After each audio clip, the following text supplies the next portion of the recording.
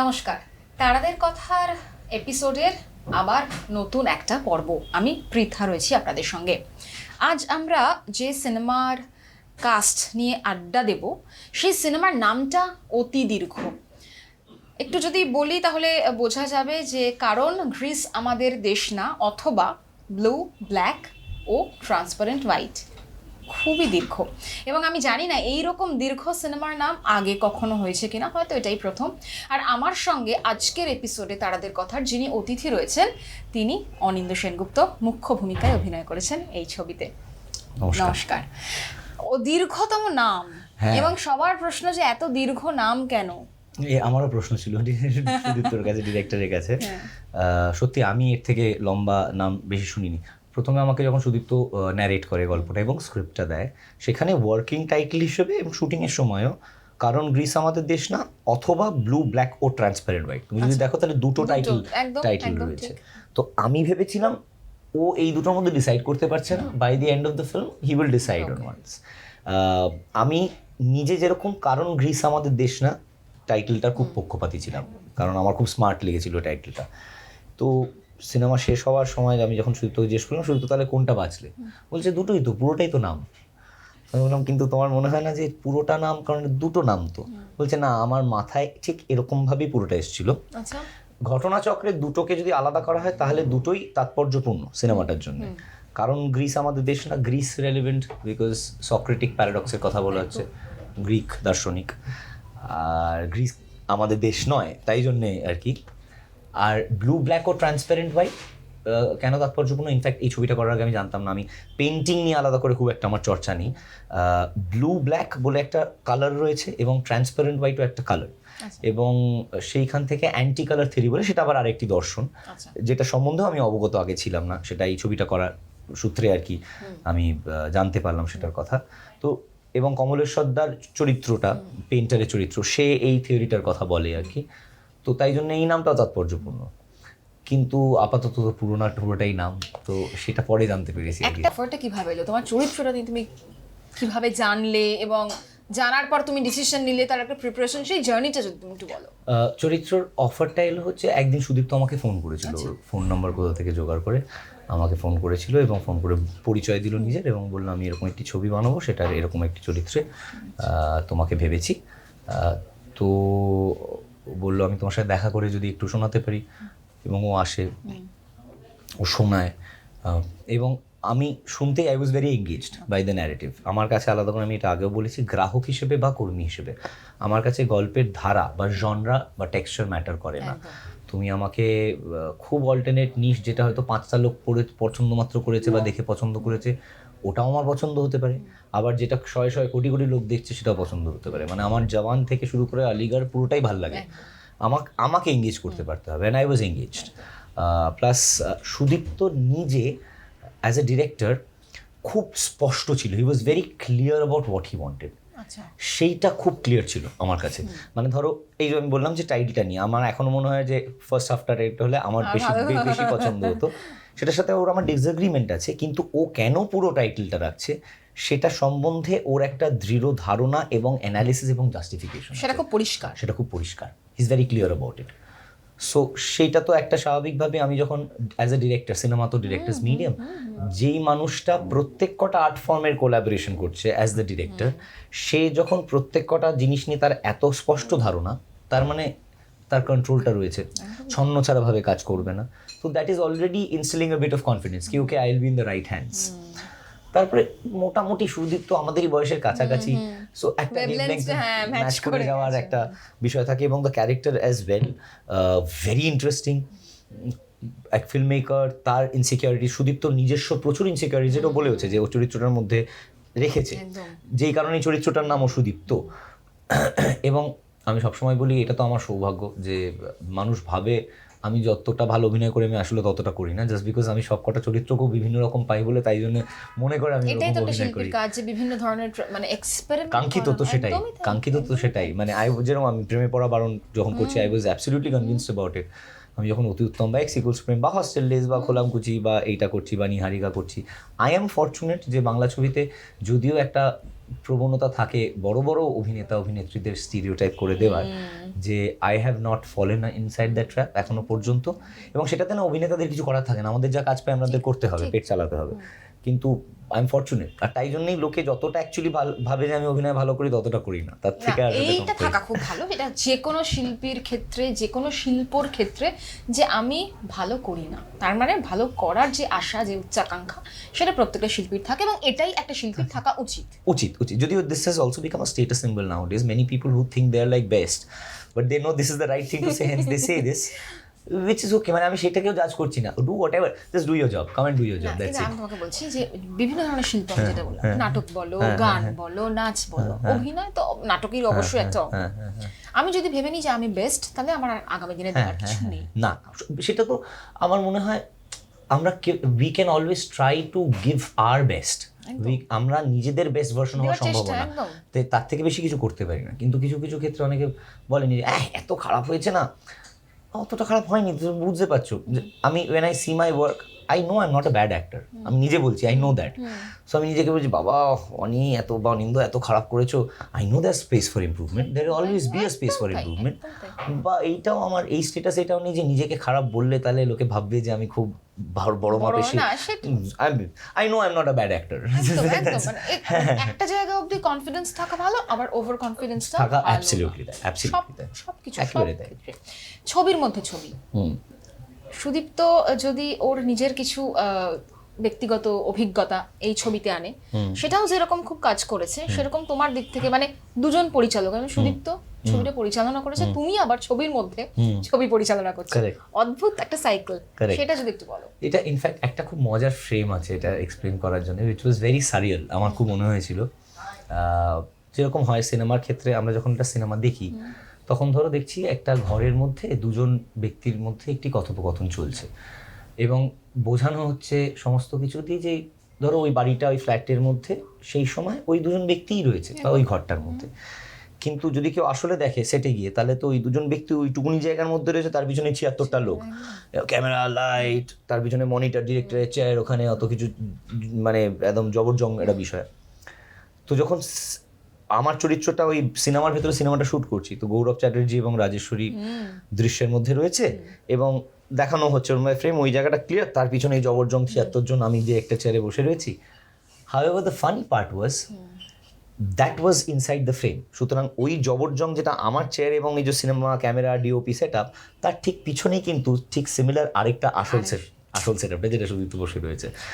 নতুন ধরনের অভিজ্ঞতা না, এটা দারুণ মজা ছিল, ইট ওয়াজ দারুণ। আমি যখন এসে তারপরে মনিটর এটা চেক করলাম, যে আমার মনে হয় this is one of the, এটা জ্যেষ্ঠ পুত্রত্ব একদম প্রথম দৃশ্যে দেখানো হয়েছিল, বুম্বাদার ওই মেকআপ খোলাটা।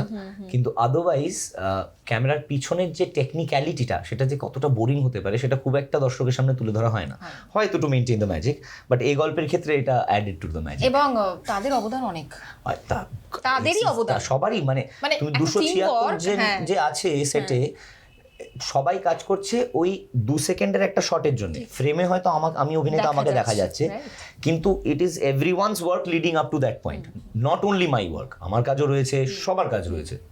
এবং যেটা আমি আবারও আসি, ছবির মধ্যে ছবি, নিজেকে প্রস্তুতি কিভাবে করেছিলে?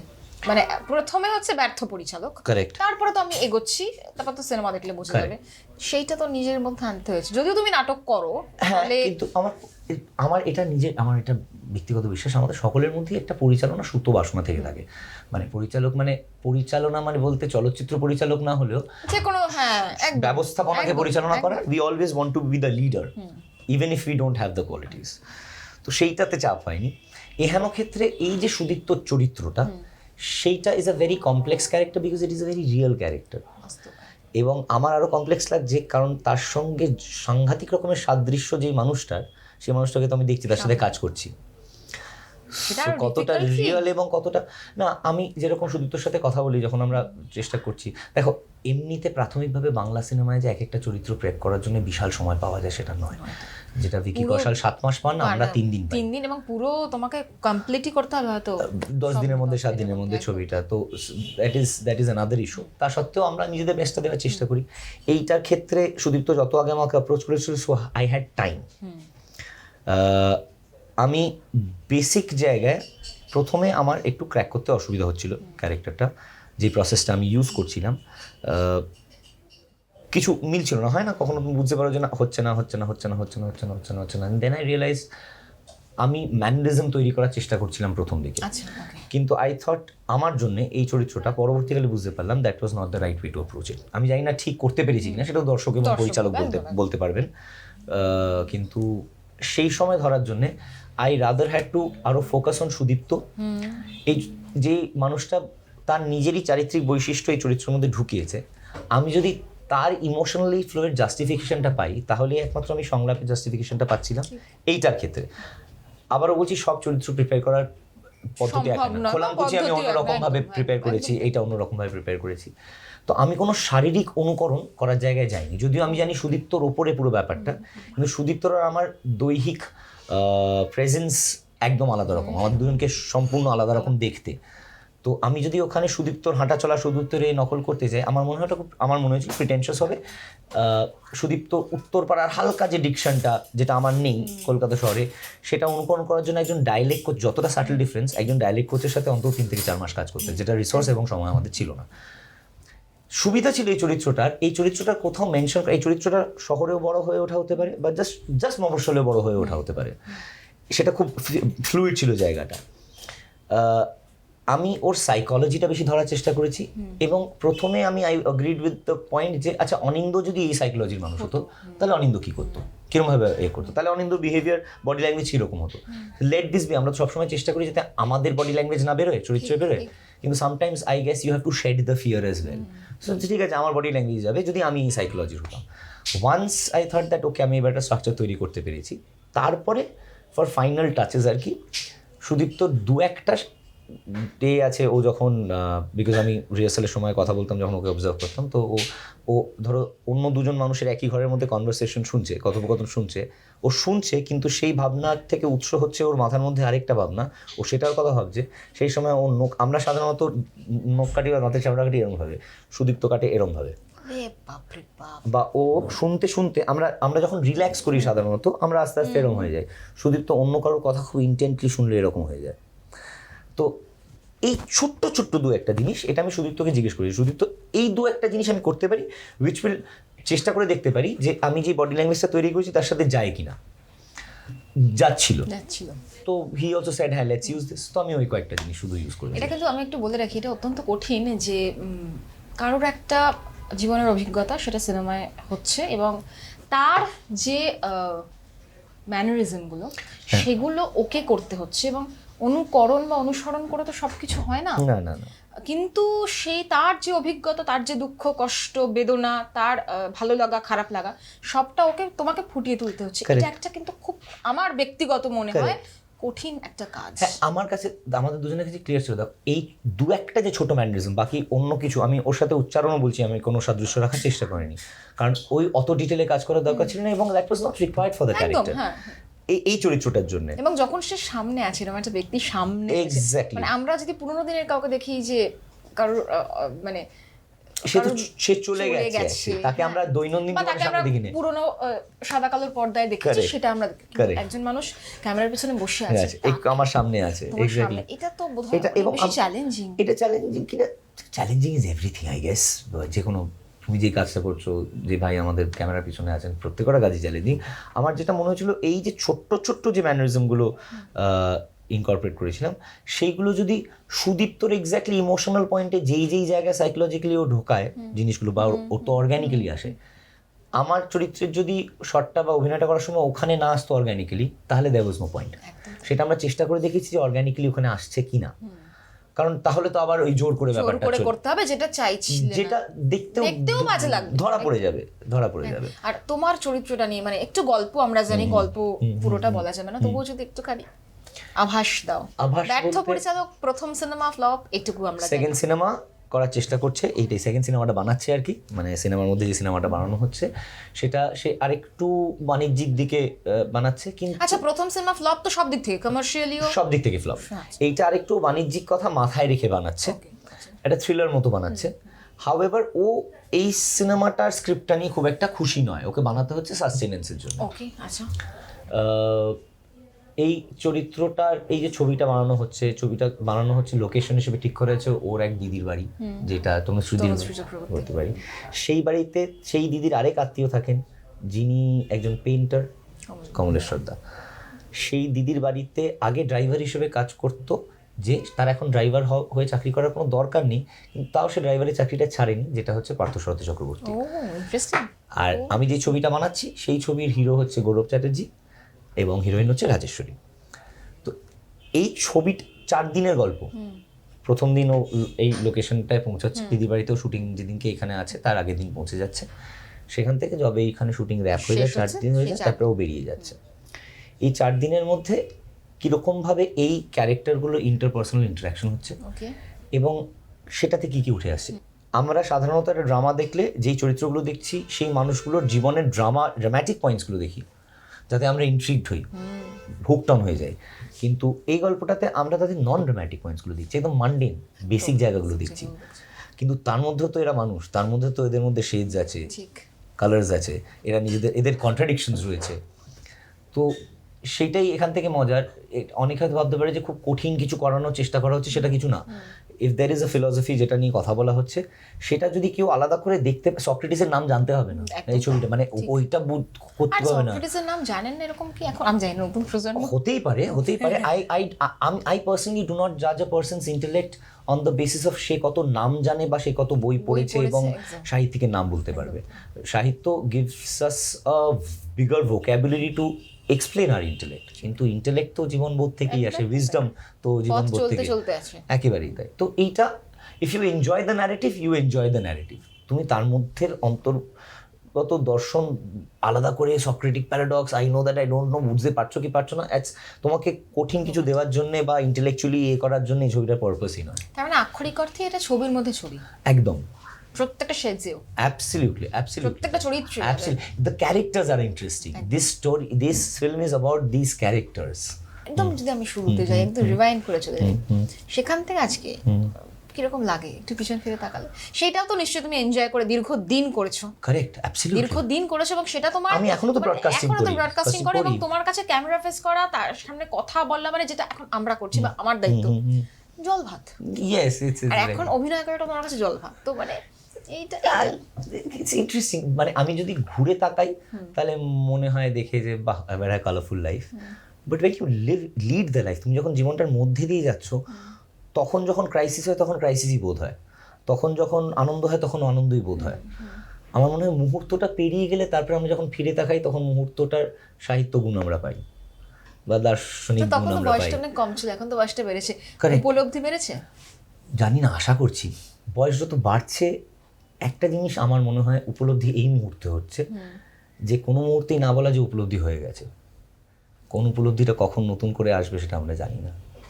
আগামী দিনে কি আমরা মানে পরিচালনাতেও দেখতে পাবো? I have no idea. ইচ্ছে সুপ্ত বাসনা, আবারও জানো সুপ্ত বাসনা, তাই জন্য জীবনে তোমার এই যে মোড়গুলো ঘুরছে সেগুলো কি হঠাৎ ঘুরছে? হ্যাঁ, মানে আমি যে কোনো ডিসিশন অভিনয় একটা বেসিক তো নিশ্চয়ই শিখেছো। না না না, অ্যাকচুয়ালি নো, নাথিং। প্রথম দিন যখন ক্যামেরা ফেস করেছো, তখন ক্যামেরা ফেস করা তোমার কাছে কোনো ব্যাপার না, কিন্তু সেটাও যখন প্রথম করেছিলাম তখন তো I had no background of doing that. যখন অভিনয় করতে মানে কিছু basic technical, I was always a consumer. বরাবরই খুব কনজিউম করি আমি, বরাবরই সিনেমা, বই, গল্প, গান। আরেকটা ওরা ভালো হচ্ছে নাটক। আমি দেখো, আমি কিন্তু ওরকম তথাকথিত বাংলাতে অনেকেই যারা রয়েছে, ধরো অনির্বাণ ভট্টাচার্য, ঋদ্ধি সেন, যারা সিনেমাতেও কাজ করছে এবং ঋতুব্রত, সুহত্র, সত্যম, দেবপ্রিয় মানে টোটন, ওরা কিন্তু থিয়েটার কর্মী, ওরা কোনোভাবে ডিসিপ্লিন ভাবে, পাবলোর কথা তুমি বলে অনুভব, আমি কিন্তু সেরকম ভাবে থিয়েটার কর্মী নই। আমি 2-1টা থিয়েটার করেছি, কিন্তু তুমি মানে তোমার আশেপাশে আমি আমার বন্ধু বান্ধবদের মধ্যে আমার সবচেয়ে বড় যেটা সৌভাগ্য আমার মনে হয়, I have had very talented friends all throughout my life, যাদের থেকে শেখার অনেক কিছু আছে। ফ্রেন্ডস অ্যান্ড সিনিয়র্স, আমার কর্মসূত্রে আমি যখন চাকরি করেছি টিভিতে বা রেডিওতে, নিঃস্বার্থভাবে কিছু সিনিয়র্সদের কাছ থেকে তারা আমাকে এত শিখিয়েছেন এখনো, এবং তাদের মধ্যে তার কোনো স্বার্থ নেই। They just liked me and they thought that বা ওর শেখার ইচ্ছে আছে, তো বাস দ্যাটস ইট। আচ্ছা, এবার একটা ছবির ক্ষেত্রে ফিরি। শুটিং এর দিন তো আনন্দের হয়, শুটিং এ অনেক অভিজ্ঞতা হয়। তনুশ্রীদির সাথে কাজ করে কেমন লাগলো? খুব নাইস। আমি প্রথমবার তনুশ্রীদির সাথে কাজ করলাম অ্যাজ অ্যান অ্যাক্টর। তনুশ্রীদিকে আই ইন্টারভিউ তনুশ্রীদি as an anchor for my acting journey, কিন্তু অ্যাজ অ্যান অ্যাক্টর প্রথমবার কাজ করলাম। She was very nice and professional, very খুবই খুবই রিয়েল, খুবই বাস্তব, মানে আসল সত্যিকারের মানুষ মনে হয়েছে। সাধারণত তারকা হলে যে আমরা একটা ভাবি, মানে আমি এখনো নিজেকে দর্শক আসনেই বসাই, তাই জন্য আমি এখন আই এম অলওয়েজ স্টার। তারকা তারকা, আমি তারকা তারকা তারকা তারকা। তো তনুশ্রীদি খুবই নর্মাল, জাস্ট লাইক আমার মনে তনুশ্রীদি রয়েছেন, কমলদা রয়েছেন, গৌরব রয়েছে। গৌরবদার সাথে আমি কাজ করেছি অতি বাট উত্তমে। কমলদার সাথে প্রথমবার, কমলদার তো ডিরেকশনে কাজ করিও নি, আমি এই অভিনেতা হিসেবে, সহ অভিনেতা হিসেবে প্রথমবার। ভেরি নর্মাল বাঙালি লোকজন যেরকম হয় সেরকম। She was professional. অ্যান্ড আমার মনে হয় যদি কোনো প্রফেশনাল জায়গায় এসে যার যেটা কাজ, সে আনপ্রফেশনাল হয়, সেটাই বরঞ্চ news. You being professional and doing your job is not news. শেখার দিক থেকে কি আমরা তো প্রত্যেক পদক্ষেপে শিখি, যদিও এখন নতুন প্রজন্ম অভিযোগ ওঠে যে তারা শিখতে চায় না, তারা নাকি সোশ্যাল মিডিয়ার যুগে অনেক বেশি মানে সিঁড়ি দিয়ে উপরে তরতর করে উঠতে চায়, কিন্তু তোমাদের ক্ষেত্রে তো সেটা না, তোমরা শিখছো, শিখবে। তো এত সিনিয়র লোকদের সাথে কাজ করে কি শিখলে? সবসময় মানে নির্দিষ্ট, I can't put my finger on one particular, একদম মানে সামগ্রিকভাবে প্রত্যেকটা মুহূর্ত। শুধু আমার থেকে বড় কেন, এই যে ছোটদের কথা বলছি, দেখো আমরা ভুলে যাই যে আমাদেরও 17 বয়স ছিল কোনো সময়, এবং সেই সময় যখন আমাদেরকে কেউ লেকচার দিত তখন মনে হতো যে আমি ছাড়া কেউ কিছু জানে না। সো এবার এখন যখন একটা 17-র সাথে ওরকম গাঁট 17-র সাথে কথা হয়, তখনও কি আমার কখনো মাথা গরম হতে পারে না যে সব জানিস তুই 17 বছর বয়সে? But I also have to remind myself 17তে আমিও হয়তো ওরকম ছিলাম। কি আমি আমার যার সাথে আমার ডায়ামেট্রিক্যালি অপোজিট, যে আমার ইডিওলজিক্যাল ফ্রন্টে দাঁড়িয়ে থাকবে, আমি তার কাছ থেকেও কিছু শেখার থাকলে শিখতে পারবো। যেটা আমার নেওয়ার নয় সেটা বর্জন করব, যা আমার নেওয়ার সেটা নেব। তো সেইটা তো আমার মনে হয় শুধু একজন অভিনেতা হিসেবে না, as a human being who likes observing the society and মানব সমাজে, হিউম্যান লাইফে, সোসাইটিতে ইন্টারেস্টেড, সে তো স্বাভাবিকভাবেই সবসময় শিখবে, কারণ সে তো স্পঞ্জের মতো, সে তো অবজার্ভ করতে পারে। এটা একটা ভালো যে খিদেটা আছে শেখার। অনেকের মধ্যে এখন আমি আবার বলছি অভিযোগ হচ্ছে যে এই খিদেটা কমে যাচ্ছে। ঠিক তোমার মনে হয় সেটা? অনেকের মধ্যেই কমে, আবার যেটা তুমি বললে অনেকেই ভাবে আমি বেস্ট, এটা তো খিদে কমের থেকেই। অনেকে থেকে, আবার কিছু ক্ষেত্রে যেমন ক্রিস্টিয়ানো রোনাল্ডো ফর এক্সাম্পল, বা বিরাট কোহলি বলে যে, বিরাট কোহলি বলছে আমি বলছি না আমি বেস্ট, কিন্তু আমি যখন মাঠে নামছি খেলতে, if I don't believe that I am the best, তাহলে আমি ওই আমার বেসিক কনফিডেন্সটাই পাবো না। সো আমি বলছি যে একটা সার্টেন পয়েন্ট অফ টাইম, ধরো আমাকে একটা শট দিতে হচ্ছে যেটাতে আমাকে বাইক নিয়ে এসে ঢুকে স্যাট করে এরকমভাবে দাঁড়িয়ে এরকমভাবে দাঁড়াতে হবে। At that point of time maybe I am having to believe I am Al Pacino. আমাকে নিজেকে কনভিন্স করতে হচ্ছে নিজেকে যে আমি আল পাচিনো, আমি রবার্ট ডিনিরো, ট্যাক্সি ড্রাইভারে আমিও ছিলাম। হাউএভার ইটস অলসো একজন ব্যক্তি মানুষের তো দেখো এত বড় জীবনের মধ্যে বিভিন্ন ফেজের মধ্যে দিয়ে যাও। আমি 5 বছর আগে তুমি আমাকে বা 2 বছর আগে জিজ্ঞেস করলে আমি বলতাম যে শিল্প করে বিয়ে করে দেবো, দুনিয়া পাল্টে দেবো। এখন যেরকম শিল্প, আমাকে যদি তুমি বলো তোমার কি প্যাশন, কি কত বড় আর্ট করো, no this is my job, এটাই আমার রোজগার, this is my sustenance, this is my skill set. তো আইডিয়ালি এটাই করতে হবে আমাকে। তো I am concern about that. বড় আর্ট যদি খুব করার থাকে সেটা নিজে থেকে হবে, চেষ্টা করে করতে পারবো না। ঠিকই তো। আবার অনেকটা তোমার বলে যে কপাল, ভাগ্য, নিজে থেকে আসবে, for lack of a better word, হ্যাঁ লাক ফ্যাক্টর। আবার 45-এ তুমি আমার সাথে কথা বলে আমি জানি না, তখন তো অন্য ফেজে, তখন আমার মনে করছি না এই তো নেক্সট গোল্ডেন গ্লোবটা আমি জিতবো। আচ্ছা, অনিন্দ তো 2025টা শুরু হলো দারুণ ভাবে, আমি যদি মানে একদম শুরুতেই দারুণ ভাবে, এরপরে দর্শকরা দেখবে, তারা ফিডব্যাক দেবে, নেগেটিভ পজিটিভ যাই হোক সেটাকে অ্যাকসেপ্ট করতে হবে। কারেক্ট। 2025-এর লাইন আপ কি আছে? 2025-এর line up release most probably যেটা নেক্সট হবে, দ্যাট ইজ আ সিরিজ, বড় হাউসের তাদের একটা প্ল্যাটফর্মে, অ্যানাউন্সমেন্ট এখনো হয়নি বলে, মোস্ট প্রবাবলি পয়লা বৈশাখে রিলিজ হবে। ওরা এই মাসের শেষ বা মার্চে করবে। ডিরেকশন হচ্ছে অভ্রজিৎ সেন, মানে ডাকঘরের যে ডিরেক্টর, সুহত্র, আমি, দিতিপ্রিয়া, অনির্বাণ চক্রবর্তী সবাই রয়েছি সিরিজটাতে। কাঞ্চন দা মেঘাতিথি গান গাইছে নাকি? Meghatithi is in fact the writer of the series. Okay. তো সেটা একটা আছে। আর দেয়ালি মুখার্জি বলে আরেকজন পরিচালক, একটি ইন্ডিপেন্ডেন্ট ফিল্ম বানাচ্ছেন। সেই ছবিটা শিউলিদের নিয়ে, মানে যারা খেজুরের রস কাটে, হ্যাঁ, এবং এই ছবিটা পুরো একটা বছর ধরে শ্যুট করা হবে। প্রথম উইন্টার শিডিউলটা হয়ে গেছে, সবকটা সিজনাল সময়।